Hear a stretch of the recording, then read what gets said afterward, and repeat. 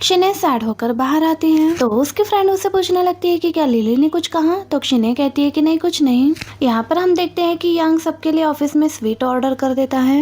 ये देखकर सारे बहुत खुश हो जाते हैं कि उनका बॉस कितना अच्छा है, लेकिन शिने यहाँ पर उसके मैसेज का रिप्लाई नहीं दे रही थी, सो इसीलिए यांग ने ऐसा किया था। अब वो शिने से मिलने के लिए जाता है और उसे बहाने से कॉफी वाले एरिया में मिलने के लिए बुलाता है और वहाँ आते ही वो उसे डायरेक्ट किस करने लगता है और उसे पूछने लगता है कि क्या हुआ, तुम मुझसे नाराज हो क्या। तो शिने कहती है कि नहीं और कहने लगती है कि मैं थोड़ी बिजी थी इसलिए तुम्हारे मैसेज नहीं देख पाए। और वो यांग से पूछने लगती है कि क्या तुम्हारी सच में कोई फियांसे है, तो यांग कहता है कि हाँ है ना, और वो तुम हो। यहाँ पर यांग को अभी तक नहीं पता था कि शिने लिली से मिल चुकी है। इतने में यहाँ पर शिने को उसके फ्रेंड का कॉल आता है तो उसे यहाँ से जाना पड़ता है। यांग कहता है मैं भी साथ चलूंगा, बट शिने उसे मना कर देती है। अब शिने अपने फ्रेंड से मिलने के लिए पहुंचती है तो उसे अपने दोस्त से पता चलता है कि उसका दोस्त का बॉयफ्रेंड उसे चीट कर रहा है, क्योंकि उसकी ऑलरेडी एक फियांसे थी और इतने दिनों से वो उसे धोखा दे रहा था। अब शिने को अपने दोस्त की ये कहानी बिल्कुल खुद की तरह लगने लगती है। उसकी फ्रेंड तो शिने से यही सजेस्ट करने लगी थी कि ऐसे लोगों से तुम दूर ही रहना। अब यहाँ पर शिने कंफ्यूजन में थी कि यांग की लाइफ का सिचुएशन भी कुछ इसी के तरह का है। शिने सोचती है कि शिने यांग के लायक नहीं है और यांग के पहले से ही एक फियांसे भी है। अब उसे क्या करना चाहिए उसे कुछ समझ में नहीं आता। जब वो वहाँ से निकलती है तो वो यांग को लिली से बात करते हुए देखती है। इन दोनों को साथ में देखकर वो यहाँ से बिना कुछ बोले चली जाती है। लिली जानबूझकर शिने को दिखाने के लिए यांग के साथ हंस हंस के बात कर रही थी। यांग उसे ये पर क्लियर कर देता है कि तुम सबके सामने मेरे फियांसे बनने का नाटक बंद करो, मैंने कभी भी इस बात को एक्सेप्ट नहीं किया है कि तुम मेरे फियांसे हो। शिने यहाँ से जा चुकी थी। यांग शिने को मैसेज और कॉल करने लगता है। शिने काफी देर बाद यांग को रिस्पॉन्ड करती है और उसे कहती है कि वो घर पहुंच चुकी है। शिने अब जैसे ही घर पहुंचती है तो उसने डिसाइड कर लिया था कि अगले कुछ दिनों में वो यांग को छोड़कर चली जाएगी। अब यांग घर पर शिने को ढूंढते हुए आता है तो शिने घर पर उसके लिए खाना बना रही थी। वो उसे हक करता है और कहने लगता है कि मुझे लगा कि तुम वापस से मुझ पर गुस्सा हो गई। यहाँ पर शिने कुछ रीजन की वजह से उसे कुछ नहीं कहती। अब ये दोनों साथ में मिलकर यहाँ पर डिनर करने लगते हैं। इतने में यहाँ पर शिने को उसकी मॉम की कॉल आती है। उसकी मॉम वापस से उसे पैसों की डिमांड कर रही थी। शिने यहाँ पर उन्हें पैसे देने से मना कर रही थी। यहाँ पर मॉम शिने पर गुस्सा करने लगती है तो शिने कॉल कट कर देती है। यांग यहाँ पर आकर शिने को उसकी फैमिली की प्रॉब्लम के बारे में पूछने लगता है। शिने यहाँ उसे कुछ भी नहीं बताती। अब नेक्स्ट डे एक दिन की छुट्टी लेकर शिने यांग के साथ डेट पर जाती है। शिने तो असल में यांग को अपनी दुनिया घुमाना चाहती थी। पूरा दिन उसके साथ एंजॉय करती है। घर पहुँचने के बाद शिने खुद से यांग के साथ रोमांस करने का इनिशिएट करती है। यहाँ पर यांग बहुत खुश हो जाता है कि शिने उसको लेकर सीरियस हो रही है। अभी तक उसने उससे अपनी गर्लफ्रेंड बनने के लिए हाँ नहीं कहा था, लेकिन उसे अंदाजा नहीं था कि इसके बाद शिने उसे वापस से छोड़कर जाने वाली है। अब नेक्स्ट डे यांग बहुत खुश होकर ऑफिस पहुँचता है। अब यहाँ पर उसे पता चलता है कि शिने तो ऑफिस आई ही नहीं है, लेकिन हाँ लिली ने ऑफिस ज्वाइन कर ली है। तो यांग को लगता है कि ये उसके पीछे पीछे यहाँ तक भी आ गई। लिली यहाँ पर यांग को क्लियर करने लगती है कि सिर्फ और सिर्फ वही उसके लायक है, चाहे फाइनेंशियल मैटर हो या फिर पावर का, हम दोनों इक्वल है और हम दोनों ही एक दूसरे के लिए सूटेबल है। तो यहाँ पर लिली की ऐसी बातें सुनकर यांग उस पर गुस्सा करने लग जाता है और अपने ऑफिस में चला जाता है। यहाँ लिली यांग के फादर को कॉल करके उसकी कंप्लेंट करने लगती है। अब यहाँ पर यांग शिने को मैसेज करने लगता है, बट शिने उसके मैसेज का कोई रिप्लाई नहीं दे रही थी और ना ही उसके कॉल को रिस्पॉन्ड कर रही थी। अब वो बहुत ज्यादा परेशान हो जाता है शिने को लेकर, तो वो घर पहुंचता है। घर जाकर देखता है तो शिने तो वहाँ पर थी ही नहीं और साथ ही में शिने ने यहाँ पर इसके लिए एक नोट भी छोड़ा था। इसमें लिखा था कि वो हमेशा के लिए जा रही है, वो यांग के लायक नहीं है और वो यांग से दोबारा नहीं मिलेगी। इन दोनों की दुनिया एक दूसरे से बिल्कुल अलग है, लेकिन यांग ने इन दिनों में जो प्यार उस पर दिखाया है वो अपनी पूरी जिंदगी उस प्यार को कभी नहीं भूलेगी। अब शिने हमेशा के लिए यहाँ से जा चुकी थी। यांग दोबारा से परेशान हो जाता है कि अचानक से अब हुआ क्या था। तब कुछ तो सही चल रहा था, तो शिने दोबारा से छोड़कर क्यों चली गई और ऐसे जाने से पहले उसे कुछ रीजन तो देना चाहिए था। अब इतने में यांग का फ्रेंड यहाँ पर आ जाता है और वो यांग से पूछने लगता है कि क्या हुआ है। यांग अपने फ्रेंड को शिने को ढूंढने के लिए कहता है। अब यांग ऑफिस आकर शिने के फ्रेंड से पूछने लगता है आखिर शिने अचानक से क्यों चली गई। तो उसके फ्रेंड बताने लगती है कि मुझे नहीं पता, कुछ दिन पहले शिने लिली से मिली थी और उसके बाद से ही वो बहुत ज्यादा सैड रहने लगी थी और फिर आज सुबह उसने अपना रेजिग्नेशन अप्लाई करने के लिए मुझे बोला था और इसके बाद का मुझे कोई आइडिया नहीं है। अब यांग यहाँ पर समझ जाता है कि ये सब कुछ लिली का ही किया धरा है। लिली ने कुछ ऐसा शिने से कहा है जिस वजह से शिने मुझे छोड़कर चली गई। अब यांग यहाँ पर गुस्से में लिली से मिलने के लिए उसके ऑफिस में आ जाता है। वो इतना गुस्से में था कि वो लिली का गला ही पकड़ लेता और पूछने लगता है कि तुम मुझे साफ साफ बताओ, तुमने शिने से क्या कहा था, तुम्हारी वजह से वो मुझे छोड़कर जा चुकी है। तो लिली कहती है कि कुछ नहीं, बस मैंने उसे उसकी औकात दिखा दी, क्योंकि वो तुम्हारे साथ रहना बिल्कुल भी डिजर्व नहीं करती। अब यांग पूरे ऑफिस के सामने सामने सीन क्रिएट कर रहा था और उसने गुस्से में लिली को ऑफिस से भी निकाल दिया था और साथ ही अपने असिस्टेंट से कहने लगता है कि लिली और उसकी फैमिली के साथ जितने भी सारे डील्स हमने की हैं उन सबको कैंसिल कर दो। तो लिली भी गुस्से में कहने लगती है कि तुम एक गरीब घटिया घर के लड़के के लिए तुम मेरे साथ और मेरी फैमिली के साथ ऐसा नहीं कर सकते। तो यांग गुस्से में कहता है कि खबरदार, तुमने अगर क्षिने के बारे में एक लफ्ज भी गलत कहा, वो मेरा प्यार है। और गार्ड से कहता है कि इसे यहाँ से लेकर चले जाओ। अब पूरे ऑफिस में पता चल जाता है कि लिली कोई यांग की फियांसे नहीं थी। यांग ने तो कभी लिली को अपना फियांसे माना ही नहीं था। अब यहाँ पर उसकी फ्रेंड को लगने लगता है कि कहीं क्षिने का बॉयफ्रेंड हमारा बॉस यांग तो नहीं है। अब दूसरी तरफ हम देखते हैं कि यांग घर पहुँचता है और वो ड्रिंक करने लगता है। वो क्षिने को बहुत ज्यादा मिस करने लगा था। यांग का फ्रेंड उसे समझाने की कोशिश करता है कि ऐसा मत करो, लेकिन यहाँ यांग पर कोई भी असर नहीं पड़ रहा था। अब हमें 6 मंथ के बाद का सीन दिखाया जाता है जहाँ पर हम क्षिने को देखते हैं। क्षिने एक नए शहर में एक नई शुरुआत करने के लिए गई थी, जहाँ पर वो अपना एक न्यू शॉप ओपन करती है। क्षिने यहाँ बिल्कुल जीरो से शुरुआत करती है और उसकी लाइफ में सब कुछ सही चल रहा था। क्षिने धीरे धीरे करके यहाँ पर सेटल होने की कोशिश कर रही थी। कुछ लोग इसकी हेल्प भी कर रहे थे। एक दिन अचानक से गुने इसे मिल जाता है। वो भी यहाँ इसी शहर में जॉब कर रहा था। ये दोनों यहाँ पर बातें करते हैं। दूसरी तरफ यांग के मॉम डैड यांग पर प्रेशर कर रहे थे कि वो लिली से शादी कर ले, बट यांग यहाँ पर क्लियर करता है कि वो सिर्फ क्षिने से ही प्यार करता है और उससे ही शादी करेगा। उसके पेरेंट्स क्षिने को एक्सेप्ट करने के लिए रेडी नहीं थे। क्षिने अपनी कंपनी के लिए कुछ नए इन्वेस्टर्स को ढूंढ रही थी। उसके प्रोजेक्ट को वो एक्सेप्ट करे और प्रोजेक्ट में इन्वेस्ट करे। हम देखते हैं यहाँ पर गो भी आता है उसकी हेल्प के लिए, बट क्षिने को उसकी हेल्प की जरूरत नहीं थी क्योंकि गो की मॉम ने उसे जो बोला था उस बात को वो क्षिने अभी तक नहीं बोली थी। एक्चुअली देखा जाए तो क्षिने गो में बिल्कुल भी इंटरेस्टेड भी नहीं थी। That's why क्षिने गो को कोई भी हिंट नहीं देना चाहती थी। क्षिने अकेले ही अपना स्टार्टअप खुद करना चाहती थी। और एक दिन क्षिने अपना प्रेजेंटेशन देने के लिए कंपनी में गई हुई थी और यहाँ पर क्षिने का प्रेजेंटेशन सबको बहुत ज्यादा पसंद आता है। ये लोग यहाँ पर क्षिने के प्रोजेक्ट में इन्वेस्ट करने के लिए रेडी हो जाते हैं। दूसरी तरफ यांग क्षिने को ढूंढ ढूंढ कर परेशान हो गया था। तो कभी कभी उसे ऐसा लगता था कि शायद उसने क्षिने को देखा, बट फिर उसे यह लगने लगता है कि शायद ये उसका हेलुसिनेशन ही होगा। के बाद में उसे क्षिने कहीं नजर नहीं आती कि उसके ऑफिस कलीग फ्रेंड उसे मिलने के लिए आती है। यहाँ पर ये क्षिने से कहने लगती है कि सब उसे बहुत मिस कर रहे थे। जब वो उसके लिए ड्रिंक लेने जाती है तो वो पीछे से ही इसका फोटो क्लिक कर लेती है, वीचैट और ऑफिस ग्रुप में अपलोड कर देती है। और अब ये न्यूज यांग तक पहुँच जाती है। यांग को पता चल जाता है कि क्षिने आसपास की ही कोई सिटी में है। फ्रेंड की आईडी से उसे पता चल गया था, तो वो अंदाजे से ही क्षिने को ढूंढने चला जाता है। अब यहाँ पर फाइनली एक बिजनेसमैन क्षिने के साथ इन्वेस्ट करने के लिए रेडी हो जाता है। अब इनके साथ अपना डील साइन करके क्षिने बाहर निकल रही थी। हम देखते हैं इतने में यांग यहाँ पर पहुँच जाता है। यांग तो क्षिने को देखकर बहुत ज्यादा खुश हो जाता है। शायद वो समझ रहा था कि क्षिने खुद को प्रूव करने की कोशिश कर रही है। चेहरे पर क्षिने को ढूंढने की खुशी साफ नजर आ रही थी। नेक्स्ट डे क्षिने अपने ऑफिस तक पहुँचती है तो तभी वहाँ पर एक बदमाश उसे परेशान करने लगता है। वो आदमी उनके इन्वेस्टर में से ही एक था। वो आदमी उसे कुछ करता तब तक यांग उसे बचाने के लिए आ जाता है। यांग उस आदमी को यहाँ पर सबक सिखाता है। अब उस आदमी को यहाँ से भेजने के बाद वो क्षिने से पूछने लगता है कि वो उसे वापस छोड़कर क्यों चली गई थी। तुम्हें पहले एक्सप्लेनेशन देना होगा। तो वो क्षिने कहने लगती है कि भला मुझे तुम्हें क्या एक्सप्लेनेशन देना होगा, मैंने तो नोट में लिखा ही था सब कुछ कि हम दोनों की दुनिया अलग है और मैं तुम्हारे स्टेटस को मैच नहीं कर सकती। तो यांग उसे यहाँ पर क्लियर करता है कि तुम मुझे एक ऐसी लड़की के लिए छोड़कर जा रही जिसमें मैं बिल्कुल भी इंटरेस्टेड नहीं था और ना ही उसे प्यार करता था। इंटरेस्टेड तो छोड़ो, मैं उसे तो देखना भी नहीं चाह रहा था। और तुम्हें क्या लगा कि तुम सच में मुझे छोड़कर चली जाओगी और कुछ दिनों बाद मैं तुम्हें भूल जाऊंगा? ऐसा पहले कभी नहीं हुआ तो अभी भी नहीं होगा। तो क्षिने आगे बढ़कर यांग को किस करने लगती है। अब ये दोनों क्षिने के घर आते हैं और यहाँ पर दोनों एक साथ अपना टाइम स्पेंड करते हैं। क्षिने यहाँ वापस से उसकी गर्लफ्रेंड बनने के लिए मान तो गई थी, लेकिन उसके अंदर इतना कॉन्फिडेंट नहीं था कि वो यांग के लायक है। अभी भी इस बात को एक्सेप्ट नहीं कर पा रही थी।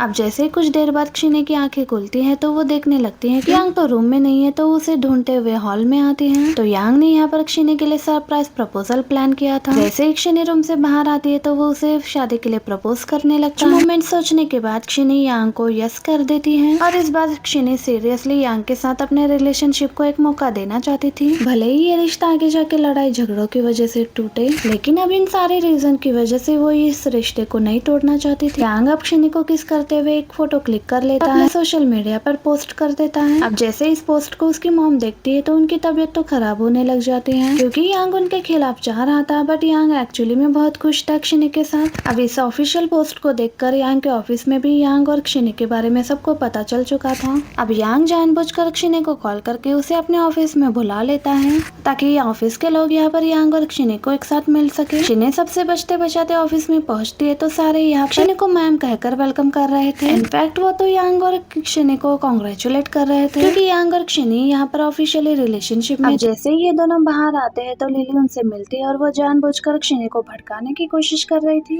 क्षिने तो कॉन्फिडेंटली लिली से कहने लगती है कि अगर उस दिन तुमने मुझे कंपनी से निकालने की कोशिश नहीं की होती तो शायद मुझे अपनी फीलिंग्स जो यांग के लिए है मुझे उस बात का कभी एहसास ही नहीं होता कि सिर्फ यांग ही नहीं मैं भी उससे कितना प्यार करती हूँ और हम दोनों बहुत ही जल्द शादी करने वाले हैं। ये देखकर लिली तो बहुत गुस्सा हो जाती है। यांग उसे इग्नोर करते हुए क्षिने को लेकर वहाँ से चला जाता है और अपने मॉम डैड से मिलाने का प्लान करने लगता है। यहाँ पर हम देखते हैं कि यांग के पेरेंट्स क्षिने के बारे में सब कुछ पता लगाते हैं। उसका कोई फैमिली बैकग्राउंड नहीं था। भले ही क्षिने टैलेंटेड थी, उसके डैड तो नॉर्मल थे बट उसकी मॉम क्षिने को एक्सेप्ट करने के लिए रेडी नहीं थी। अब यांग क्षिने को लेकर मॉम डैड से मिलवाने के लिए लेकर आता है। क्षिने ने सोचा था कि वो अपने टैलेंट और अपने बिहेवियर से उसके मॉम डैड को इम्प्रेस करेगी। क्षिने के बारे में जानकर तो यांग के डैड बहुत खुश थे और वो अप्रिशिएट भी करते हैं कि यांग सही कर रहा है क्षिने को चूज करके। लेकिन यहाँ पर मॉम तो क्षिने को दिल से एक्सेप्ट करने के लिए रेडी नहीं थी और हम देखते हैं कि इतने में यांग की छोटी बहन यहाँ पर आती है जो क्षिने को भाभी कहकर बुलाती है। इन दोनों के बीच में थोड़ी देर में बहुत अच्छी फ्रेंडशिप हो गई थी। क्षिने ने भी आर्ट की डिग्री ली थी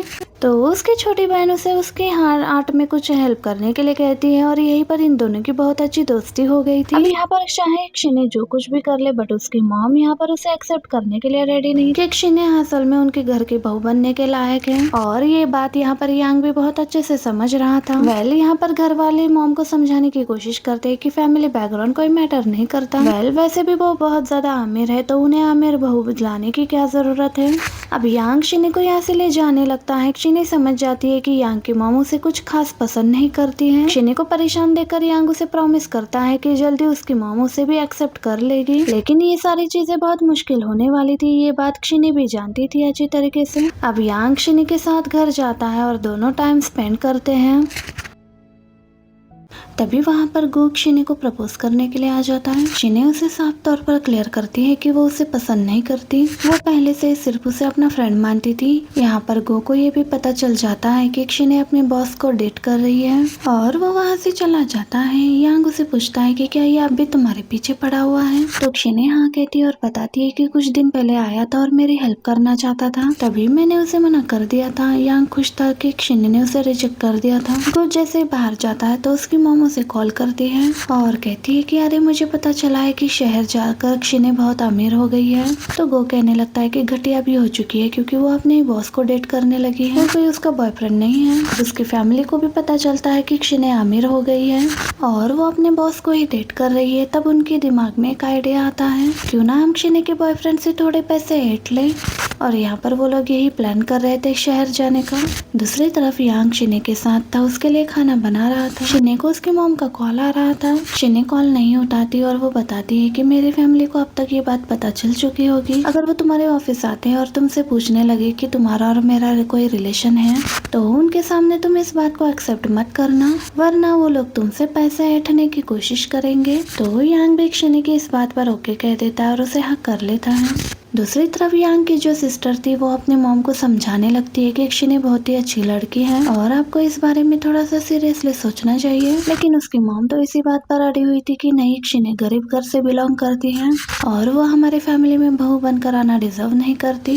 नेक्स्ट डे क्षिने के जो पेरेंट्स थे वो अपने बेटे को लेकर सच में यांग के ऑफिस पहुंच जाते हैं और यहाँ पर वो यांग से पैसे लेने की कोशिश करते हैं। तो यांग को क्षिने की बात याद आती है तो वो साफ तौर पर क्लियर कर देता है कि उसके और क्षिने के बीच ऐसा कुछ भी नहीं चल रहा और जो कुछ भी है वो सब कुछ एक रूमर है। और उसके पेरेंट्स को कहता है कि बेहतर होगा कि आप लोग यहाँ से चले जाए। उसके पेरेंट्स यहाँ से जाने का नाम ही नहीं ले रहे थे तो यांग सिक्योरिटी को बुलाकर उन्हें जबरदस्ती यहाँ से निकाल देता है। इतने में यांग के मॉम डैड भी कंपनी में आए हुए थे और वो लोग क्षिने के पेरेंट्स को यहाँ पर देख लेते। वो लोग काफी हंगामा करते हुए यहाँ से जा रहे थे और इस वजह से यांग की मॉम का मूड और भी ज्यादा ऑफ हो जाता है कि क्षिने की फैमिली वाले इतने ज्यादा घटिया है और वो हमारे घर में आकर हमारे फैमिली का हिस्सा बनना डिजर्व नहीं करते। यांग की मॉम क्षिने से अकेले में मिलने का डिसाइड करती है।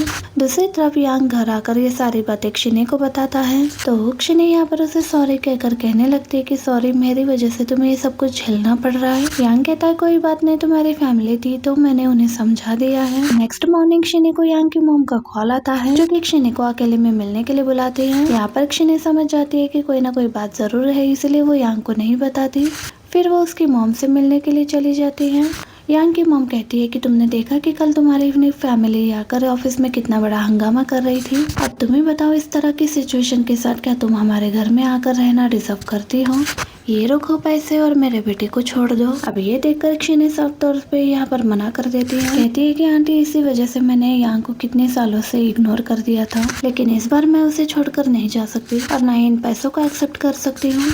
और इतने में यहाँ पर यांग आता है और वो क्षिने को अपने साथ लेकर चला जाता है। उसी रात क्षिने को यांग की सिस्टर का कॉल आता है। ये दोनों एक दूसरे के साथ कुछ देर तक बातें करते हैं। उसकी सिस्टर क्षिने के साथ बहुत अच्छे से बिहेव कर रही थी और बातें कर रही थी। नेक्स्ट डे लिली यांग से मिलने के लिए ऑफिस में आती है। यहाँ पर यांग का जो नेक्स्ट बहुत बड़ा प्रोजेक्ट था, लिली कहती है कि तुम्हें इसमें हमारे साथ ही काम करना पड़ेगा, वरना तुम्हारा 20 मिलियन का प्रोजेक्ट तुम हारने वाले हो। तो यहाँ पर यांग लिली के साथ काम करने से साफ तौर पर मना कर देता है, क्योंकि यांग अकेला इस प्रोजेक्ट पर काम कर रहा था। यहाँ पर यांग को समझ में आता है कि कुछ लोग थे जो लिली का साथ दे रहे थे। अब फाइनली प्रोजेक्ट मीटिंग का दिन आ गया था, जहाँ पर यांग शिने के साथ उस प्रोजेक्ट मीटिंग को अटेंड करने के लिए जाता है। यहाँ पर लिली भी आई हुई थी, लेकिन अभी जो उसके साथ होने वाला था उसने कभी एक्सपेक्ट नहीं किया था। यहाँ पर लिली सबसे पहले अपने प्रोजेक्ट का प्रेजेंटेशन देती है और ये वही प्रोजेक्ट था जो यांग ने बनाया था। यहाँ पर यांग का जो मैनेजर था, जो इसमें लिली की हेल्प कर रहा था, उसने यांग को धोखा दिया था। लिली ने उसे पैसे देकर खरीद लिया था और उस मैनेजर ने यांग का वही प्रोजेक्ट लेकर लिली को जाकर दे दिया था। लिली उसे जाते जाते कहती है कि मैंने कहा था मुझसे पंगा लेना तुम्हें भारी पड़ जाएगा। अब देखो, यहाँ पर मैंने तुम्हारा प्रोजेक्ट और साथ में कॉन्ट्रैक्ट भी ले लिया है। अब बताओ क्या करोगे तुम? तुम्हें मेरे पास आना ही होगा। लेकिन लिली को अंदाजा नहीं था कि यांग ने पहले से इन सारी चीजों के लिए प्रिपरेशन करके रखी थी और वो यहाँ पर पुलिस बुला लेता है और लिली के ऊपर कंप्लेंट कर दी थी। अब इस बात को प्रूव करने के लिए यांग के पास 3 घंटे का समय था। तब तक वहाँ पर बाकी लोग अपना प्रेजेंटेशन दे रहे थे। यांग से कहा जाता है कि अगर 3 घंटे में वो अपना नया प्रोजेक्ट लाकर सबमिट नहीं करेगा तो उसे प्रोजेक्ट से उसके आगे के डील नहीं होंगे और रिजेक्ट कर दिए जाएंगे। 3 घंटे का टाइम एक नए प्रोजेक्ट को प्रिपेयर करने के लिए बहुत ही ज्यादा कम समय था, लेकिन क्षिनी ने यहाँ पर आर्ट डिजाइन की स्टडीज कंप्लीट की थी। यहाँ पर क्षिनी आसानी से यांग की हेल्प कर सकती थी। क्षिनी यांग को दिलासा देते हुए कहती है कि डोंट वरी, हम दोनों हैं यहाँ पर और हम दोनों इस प्रोजेक्ट को कंप्लीट कर लेंगे और मिलकर इस प्रॉब्लम को सॉल्व करते हैं। इतने में यांग को उसके पेरेंट्स का कॉल आता है। यांग के पापा परेशान थे और उसे पूछने लगते हैं कि आखिर उसने क्या करने का सोचा है। तो यांग बताता है कि क्षिनी उसके साथ है और वो दोनों मिलकर एक नया प्रोजेक्ट प्रिपेयर कर रहे हैं। तब जाकर यांग के डैड थोड़ा रिलैक्स होते हैं। क्षिनी यहाँ पर यांग की हेल्प करती है और सच में 3 घंटों में इन्होंने अपना प्रोजेक्ट प्रिपेयर कर लिया था। उसके मॉम को भी यहाँ पर लगने लगा था कि क्षिनी असल में बहुत ही टैलेंटेड लड़की है। भले ही वो गरीब घर से बिलोंग करती है तो क्या हुआ, लेकिन फिर भी कहीं ना कहीं यांग की मॉम क्षिनी को अपने घर की बहू बनाने के लिए थोड़ा झिझक रही थी। दूसरी तरफ 3 घंटे बाद यांग अपना प्रोजेक्ट जाकर सबमिट कर देता है और सबको इनका प्रोजेक्ट बहुत ही ज्यादा पसंद आता है। अब यहाँ पर फाइनली यांग को जो इन्वेस्टमेंट मिलने वाला था वो उसे यहाँ पर मिल जाता है। किसी को बिलीव ही नहीं होता कि ये प्रोजेक्ट असल में 3 घंटों में प्रिपेयर किया गया है। यहाँ पर सभी लोग क्षिनी के काम को अप्रिशिएट कर रहे थे। सच में वो कितनी ज्यादा टैलेंटेड है। अब लिली पर यहाँ पर केस हो गया था क्योंकि उसने इलीगली यांग का प्रोजेक्ट अपने पास ले लिया था और उसके डिजाइन्स को भी चुरा लिया था। वो अगले कुछ महीनों के लिए वो जेल जाने वाली थी। क्षिनी की वजह से यांग का यहाँ पर इतना बड़ा प्रॉब्लम सॉल्व हो जाता है। सारे इन्वेस्टर क्षिनी की बहुत ज्यादा अप्रिशिएट कर रहे थे। यांग की मॉम भी क्षिनी के बारे में अच्छा सोचने लगी थी। यांग के पापा उसकी मॉम को समझाने की कोशिश करते हैं कि हमें लोगों को उसके बैकग्राउंड के हिसाब से जज नहीं करना चाहिए। तुम ही सोचो, अगर क्षिनी टैलेंटेड नहीं होती क्या वो हमारे यांग के प्रॉब्लम को सॉल्व कर पाती।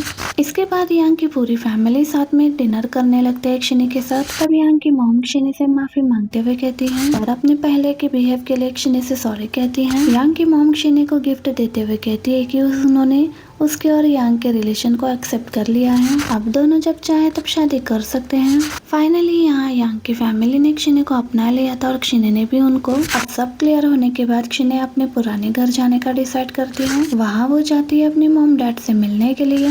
उसके पेरेंट्स को लगा था कि वो यहाँ पर उन्हें पैसे देने के लिए आई है। वहाँ जाते हैं तो कुछ भी नहीं बदला था। उनका बेटा तो नालायक की तरह बैठकर गेम्स खेल रहा था। वो लोग वैसे के वैसे ही थे। उसके पेरेंट्स क्षिनी से कहने लगते हैं अब तो तुम सिटी में जाकर बहुत सारा पैसे कमाने लगी हो, हमें थोड़ी भाव दोगी तुम। तो क्षिनी यहाँ पर कहने लगती है कि मैंने तुम लोगों को तुम्हारी वजह से ही छोड़ा था और ये आखिरी बार है जो मैं तुम लोगों से यहाँ पर तुम मिलने के लिए आई हूँ। मैं पैसे तो दे रही हूँ लेकिन दोबारा तुम लोगों से कोई भी रिश्ता नहीं रखूंगी। ये कहकर वो उन्हें पैसे देने लगती है। इतने में यांग आकर शिने की सपोर्ट में कहने लगता है, उसके पेरेंट्स से कहने लगता है कि मेरी वाइफ को दोबारा तुम लोग अपनी शक्ल मत दिखाना। अब ये देखकर सब लोग सोचते हैं कि यांग ने तो कहा था कि उसका शिने के साथ कोई रिलेशन नहीं है और आज आकर वो उसे अपनी वाइफ बता रहा है। जिसके बाद यांग शिनी को अपने घर लेकर जाता है। रिलेटिव्स आए हुए थे, उसके घर में फेस्टिवल था। साथ ही साथ यहाँ पर सभी लोग यांग और शिनी के रिलेशन को अपना लेते हैं। कुछ दिन बाद इनकी शादी का दिन आता है। शिनी रेडी हो रही थी, व्हाइट कलर का गाउन पहना था। शिनी सच में बहुत ज्यादा ब्यूटीफुल लग रही थी। तभी वहाँ पर यांग आता है और उसे देखने लग जाता है। शिनी उससे पूछती है कि मैं वेडिंग ड्रेस में ब्यूटीफुल लग रही हूँ, तो यांग उसे कहता है कि हाँ, मैं दावे के साथ कह सकता हूँ कि तुम इस वर्ल्ड की बेस्ट ब्राइड लग रही हो। ये सुनकर शिनी शर्माने लगती। यांग यहाँ उसका हाथ पकड़कर ले जाने लगता है और नील डाउन होकर उसे कहने लगता है, तुम मेरी तरफ देखो, मैं आज तुम्हें कुछ प्रोमिसेस करना चाहता हूँ। आज हमारी वेडिंग है, मैं हमेशा तुम्हारे साथ रहूंगा, चाहे हम गरीबी फेस करें या अमीरी फेस करें, चाहे हमारी जिंदगी में कोई भी उतार चढ़ाव आए, हम दोनों कभी भी एक दूसरे का साथ नहीं छोड़ेंगे। अब आगे से मेरी पूरी लाइफ मैं तुम्हारे साथ ही स्पेंड करना चाहता हूँ। तो शिनी भी उससे शादी करने के लिए हाँ कह देती है। अब यहाँ पर ये दोनों किस करने लगते हैं। लास्ट में शिनी यही सोचने लगी थी, मैं हमेशा डरती रही प्यार करने से, क्योंकि मुझे लगता था कि ये एक गेम जैसा है जहाँ पर मैं कभी भी हार सकती हूँ। पर इस बार मैं इस गेम को खेलना चाहती हूँ, चाहे रिजल्ट जैसा भी हो, क्योंकि मुझे भी यही लगता है कि मैं प्यार डिजर्व करती हूँ। और इस स्वीट मोमेंट के साथ हमारा ये ड्रामा यहीं पर एंड हो जाता है। वीडियो अच्छी लगे तो वीडियो को लाइक एंड चैनल को subscribe. Thank you for watching. Bye, see you in the next video new drama के साथ।